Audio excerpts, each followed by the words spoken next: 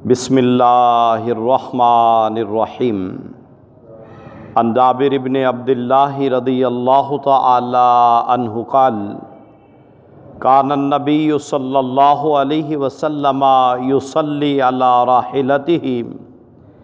حیث توجہت بہ فاذا اراد الفریضۃ نزل فاستقبل القبلہ۔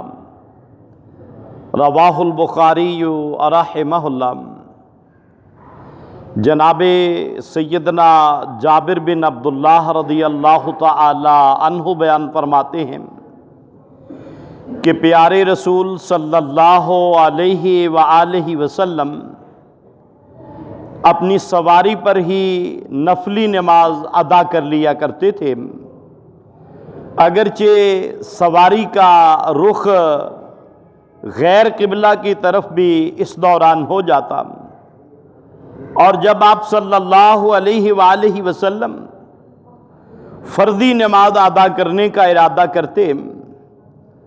آپ سواری سے اترتے، قبلہ رخ ہوتے اور پھر نماز ادا کیا کرتے تھے۔ اس روایت کو امام بخاری رحمہ اللہ نے اپنی کتاب میں نقل کیا۔ قبلہ کے بارے میں شریعت کے احکامات کیا ہیں آپ کے سامنے بیان کیے جا رہے ہیں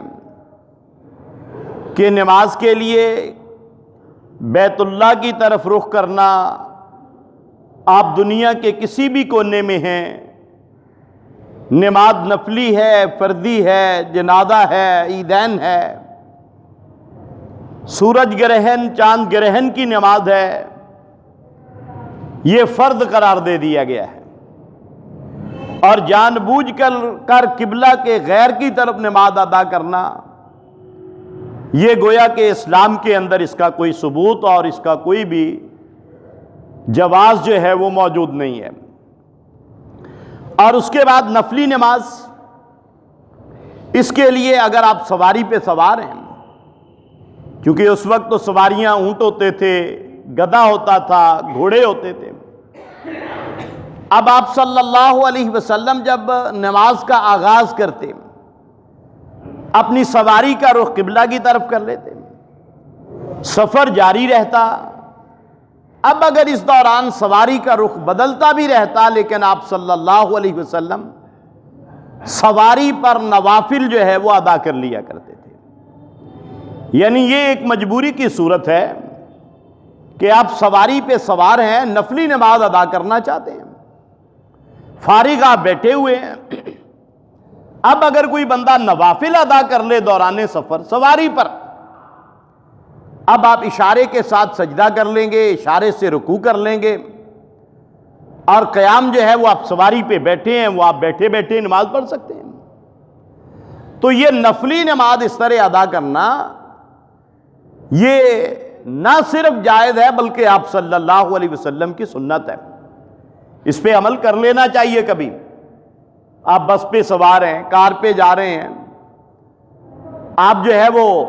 جب نماز شروع کریں تو آپ اپنا رخ قبلہ کی طرف کر لیں، بعد میں گاڑی جس طرح مرضی پھرتی رہے، آپ اپنی نفلی نماز جو ہے وہ ادا کر سکتے ہیں۔ اور اسی طرح اگر آدمی کو اندھیرا ہے، صحرا کے اندر ہے، آپ کو پتہ ہی نہیں کہ قبلہ کس طرف ہے، اب آپ پوری کوشش کریں گے، اگر ستارے ہیں ان کو دیکھ لیں، کوئی اور آپ کے پاس کوئی اندازے والی چیز ہے، اسے دیکھنے کے بعد پوری کوشش کے بعد آپ رخ کر لیں گے، اور اس کے بعد آپ نماز پڑھ لیں، اب آپ کی نماز ہو جائے گی اگرچہ غیر قبلہ کی طرف ہوئی، لیکن یہ ایک مجبوری والی صورت ہے۔ لیکن نفلی نماز سواری پر اس کی گنجائش ہے، اس کے علاوہ آپ نفلی نماز جو ہے اس کے لیے بھی قبلہ رخ ہونا ضروری ہے۔ اور یہ آپ صلی اللہ علیہ وسلم کا واقعہ ہے کہ آپ صلی اللہ علیہ وسلم سواری پر نماز ادا کر رہے ہیں، اور ایک روایت میں آپ اونٹ پر سوار ہیں، اور جب آپ صلی اللہ علیہ وسلم رکوع کے لیے، سجدہ کے لیے جھکتے ہیں،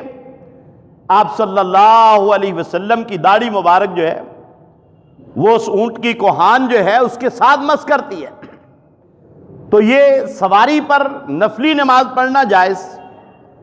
لیکن سواری پر آپ فرضی نماز نہیں ادا کریں گے۔ فرضی نماز کے لیے اگر ممکن ہے، اس میں محدثین نے کشتی کے بارے میں کہ جو تقریباً ایک ہی رخ پر چلتی ہے اور بندہ اس کے اوپر قیام کر سکتا ہے، رکوع کر سکتا ہے، سجدہ کر سکتا ہے، چلتے پھرتے ہیں، جو بڑی کشتی ہیں، وہاں پر تو آج کل جو ہے وہ آپ لوگ جانتے ہیں ایئرپورٹ بنے ہوئے ہیں، اڈے بنے ہوئے ہیں، جہاز اڑتے ہیں وہاں سے وہاں پہ آتے ہیں۔ تو وہاں پر اگر ایسی جگہ ہے آپ قیام کر کے قبلہ رخ ہو کے، اور آپ کو پتہ ہے کہ پوری نماز میں قبلہ رخ رہوں گا، تو ایسی صورت میں آپ فردی نماز پوری طرح کھڑے ہو کے جو ہے وہ ادا کر سکتے ہیں۔ بصورت دیگر اگر ایسا ممکن نہیں ہے تو پھر آپ سواری پر جو ہے صرف نوافل ادا کر سکتے ہیں۔ فردی نماز کے لیے صحابی بیان فرماتے ہیں فَإِذَا أَرَادَ الْفَرِيضَةَ نَزَلَ، آپ اترتے اور اس کے بعد قبلہ رخ ہوتے اور پھر آپ نماز ادا کرتے۔ تو اللہ ذو الجلال والاکرام سے دعا ہے اللہ احکم الحاکمین ہمیں قرآن و سنت کے مطابق اپنی عبادات بجا لانے کی توفیق عطا فرمائے۔ وما علینا الا البلاغ المبین۔